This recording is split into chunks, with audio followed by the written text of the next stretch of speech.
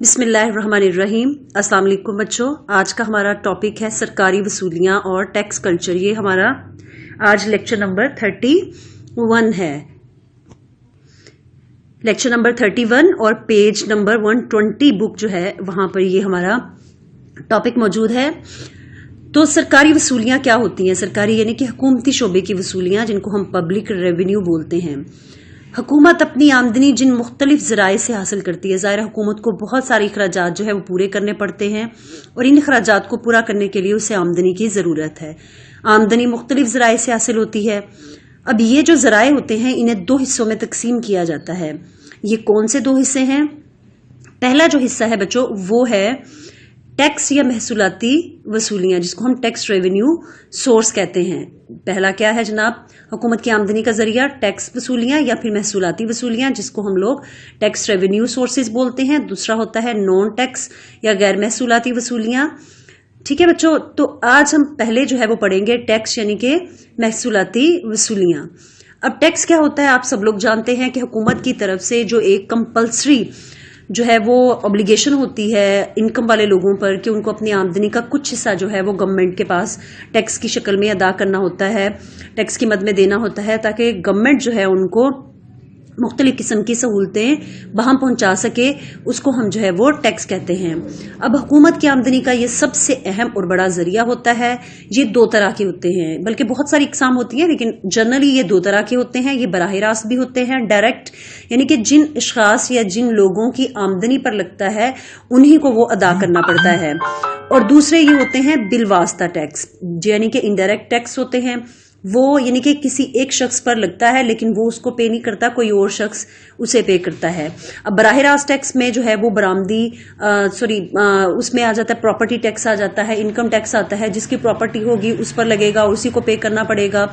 Income tax میں جو ہے جس کی انکم پر لگے گا اسی کو پے کرنا پڑے گا، جبکہ غیر بالواسطہ ٹیکسوں میں سیلز ٹیکس آ جاتا ہے کہ ایکچولی تو یہ انٹرپرینور یا پھر تاجروں پر لگتا ہے، لیکن وہ کیا کرتے ہیں جو اشیاء پیدا کرتے ہیں ان کی قیمتوں میں شامل کر کے تو وہ کنزیومر سے جو ہے وہ وصول کر لیتے ہیں۔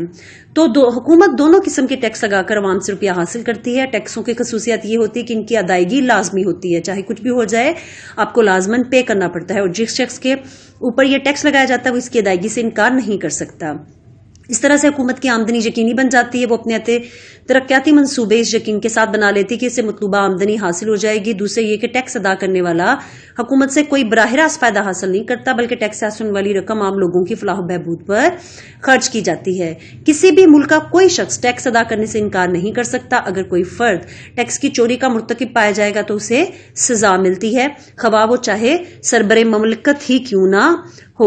اب ٹیکس آمدنی یا محصولاتی وصولیاں درج ذیل ہیں۔ ان میں یعنی کہ کون کون سے شعبے ہیں، یا آپ کہہ لیں کہ کون کون سی جو ہے وہ قسم کے ٹیکس ہوتے ہیں۔ سب سے پہلے تو کسٹم ڈیوٹیز ہوتی ہیں، جن کو ہم درآمدی اور برآمدی محصولات کہتے ہیں۔ نام سے ظاہر ہے درآمدی محصولات جو اشیاء ملک میں ہمارے درآمد ہوتی ہیں ان کے اوپر ٹیکس لگتا ہے، یعنی کہ ملک کے اندر جو آتی ہیں۔ برآمدی محصولات بر کا مطلب ہوتا ہے باہر، یعنی کہ جو اشیاء دوسرے ممالک میں ہم فروخت کے لیے زر مبادلہ کمانے کے لیے بھیجتے ہیں ان کے اوپر بھی ٹیکس لگتا ہے۔ تو درآمدی محصولات وہ محصولات ہیں جو حکومت درآمد ہونے والی اشیاء پر لگاتی ہے، اور برآمدی محصولات برآمد ہونے والی اشیاء پر لگائے جاتے ہیں۔ محصولات یعنی کہ محصولات ٹیکسز اشیاء کی مالیت یا مقدار کے اعتبار سے لگائے جاتے ہیں، جن اشیاء پر وزن کے لحاظ سے یہ محصولات عائد ہوتے ہیں۔ ان میں چائے، تمباکو، چھالیاں، مصنوعی دھاگا، سینما، فلم اور چینی شامل ہے۔ اس کے علاوہ باقی تمام اشیاء پر مالیت کے اعتبار سے ٹیکس عائد ہوتے ہیں، یعنی کہ جو اوپر کی چند اشیاء بتائی گئی ہیں ان کے وزن کے حساب سے، جتنا زیادہ وزن ہوگا اسی حساب سے ان پر زیادہ ٹیکس لگے گا۔ اور اس کے علاوہ باقی جتنی بھی اشیاء ہیں ان پر ان کی مالیت یعنی کہ وہ کتنی قیمت کی اشیاء ہیں ان کے اوپر ٹیکس لگائے جاتے ہیں ان کے حساب سے۔ جہاں تک غیر ضروری اشیاء اور تعیشات کا تعلق ہے ان میں بھاری ٹیکس لگائے جاتے ہیں۔ اس کے برعکس خام مال اور اشیاء سرمایہ کی درآمد پر ڈیوٹی کی شرح کم ہوتی ہے۔ اس کی وجہ یہ ہے کہ حکومت معاشی ترقی کے لیے اشیاء کی درآمد کو ترجیح دیتی ہے اور سامان تعیش کی درآمد کی حوصلہ شکنی کرتی ہے، یعنی کہ جن اشیاء کا تعلق ضرورت زندگی سے ہے ان کی درآمد پر درآمدی ڈیوٹی معاف بھی کر دی جاتی ہے۔ یہ بہت کم ہوتی ہے، عموماً معاف کر دی جاتی ہے۔ اب وہ اشیاء کیا ہیں؟ ان میں دالیں، اناج، کھادیں، بٹر آئل، خشک دودھ، سویابین، اخباری کاغذ، خام مال، خام پیٹرول، کیڑے مار ادویہ اور ٹائپ رائٹر وغیرہ شامل ہے۔ کسی بھی حکومت کو برآمدات کو बढ़ाने के लिए इन पर ड्यूटी कम रखनी पड़ती है ताकि बरामदी अशिया की कीमतें कम हो जाएं और बैन अवी मंडियों में गैर मुल्की अशिया के मुकाबले में ये सस्ती हों और वो लोग इसको खरीद सकें। इस तरह से मुल्क को ज़र मुबादला की जो है शक्ल में आमदनी हासिल होगी। उसके बाद बच्चों आ जाती है मरकजी एक्साइज ड्यूटी। मुल्क के अंदर कारखानों के जरिए भी जो अशिया पैदा होती है उन पर मरकजी एक्साइज ड्यूटी आयद की जाती है। इस जरिए से हासिल होने वाली आमदनी में अब बतदरीज इजाफा होता जा रहा है। इसकी दो वजूहात हैं। एक तरफ तो अशिया की तादाद में खासा इजाफा हो गया है, जबकि इनकी शरह में भी इजाफा हुआ है। चूंकि इनकी शरह में इजाफा हुआ है और पाकिस्तान चूंकि एक तरक्की पजीर मुल्क है, इसलिए यहाँ पर ज्यादा से ज्यादा सनतें कायम हो रही है। इसके अलावा सनती पैदावार में भी इजाफा हो रहा है। तो मुल्क के अंदर जितनी भी सनतें मौजूद हैं, जब उनकी पैदाइश पर, उनकी पैदावार पर जो ड्यूटी लगाई जाती है, जो टैक्स लगाए जाते हैं, उनको हम लोग मरकजी एक्साइज ड्यूटी का नाम देते हैं। ठीक है बच्चों। उसके बाद जो है इन अशिया पर जो है दो तरह के टैक्स लगाए, एक वजन या मिकदार के लिहाज से और दूसरा मालियत के एतबार से। अब पाकिस्तान में ज्यादातर ड्यूटी जो है वजन या मिकदार के लिहाज से लगाई जाती है। ये ड्यूटी अशिया की कीमतों में शामिल कर दी जाती है, इसलिए सार्फिन अशिया को खरीदते वक्त टैक्स की रकम भी कीमत समझकर अदा कर देते हैं। इस तरह से उन्हें बोझ महसूस नहीं होता। अब महसूलाती या टैक्स वसूलियों में गवर्नमेंट की जरिया जो आमदनी है उसका तीसरा जो टैक्स है वो है इनकम टैक्स व कारपोरेट टैक्स। ठीक है ना।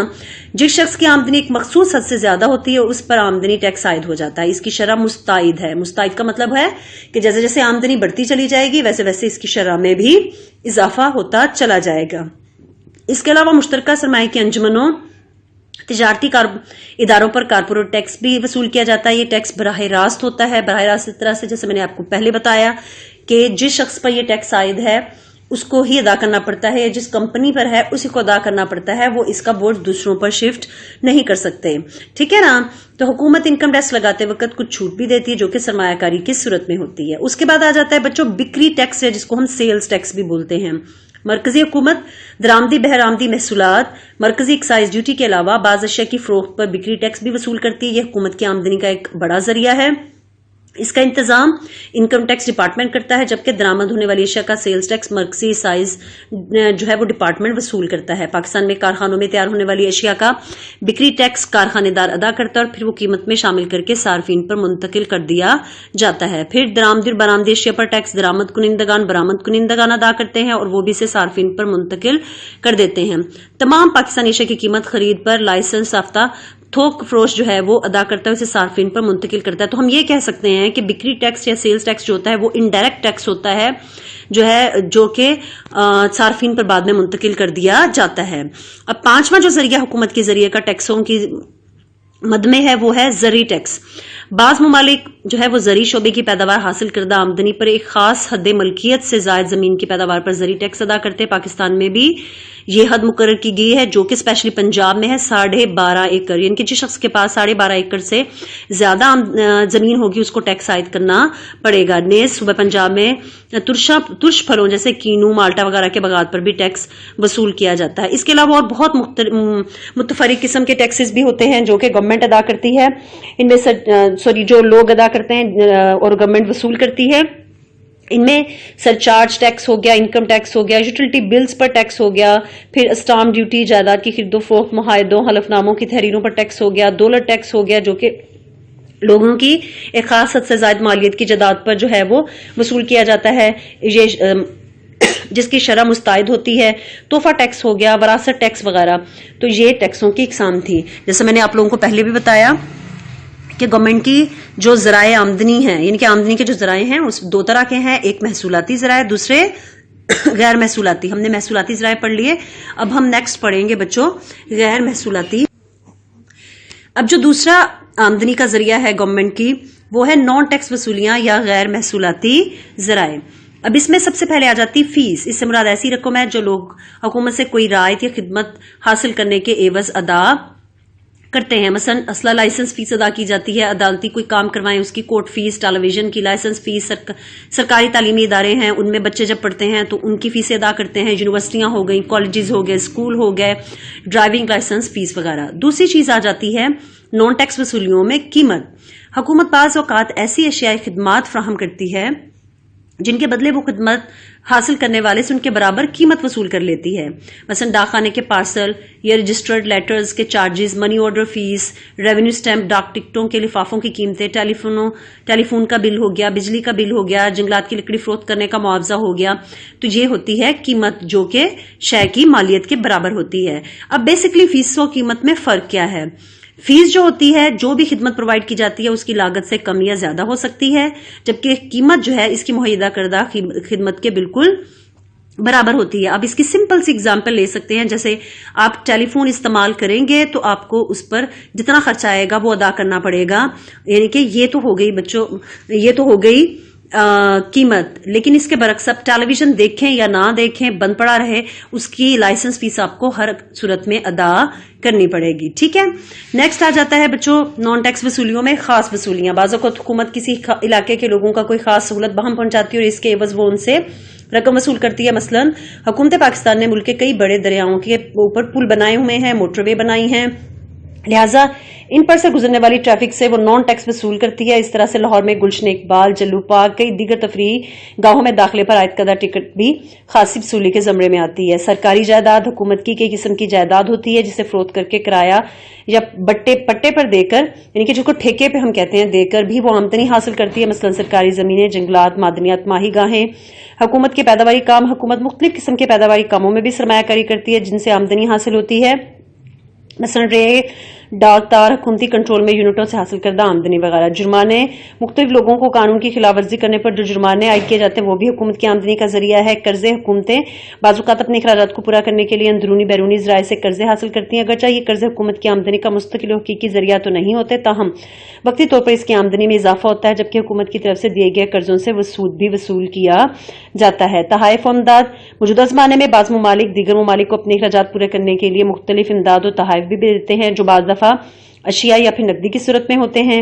اور پھر اس کے علاوہ مقامی شرح. مقامی حکومتیں مثلا کارپوریشن، میونسپل کمیٹیاں، ٹاؤن کمیٹیاں، ضلعی کونسل، تحصیل کونسل، اور اپنی ضرورت کے مطابق جو ہے وہ مقامی باشندوں پر ٹیکس عائد کرتی ہیں جسے مقامی شرح کہا جاتا ہے. ٹھیک ہے بچوں، تو یہ تھا ہمارا آج کا ٹاپک جو کہ حکومت کی آمدنی کے ذرائع سے ریلیٹڈ تھا. ٹھیک ہے نا، تو یہ ختم ہوتا ہے اب بچوں. اللہ حافظ.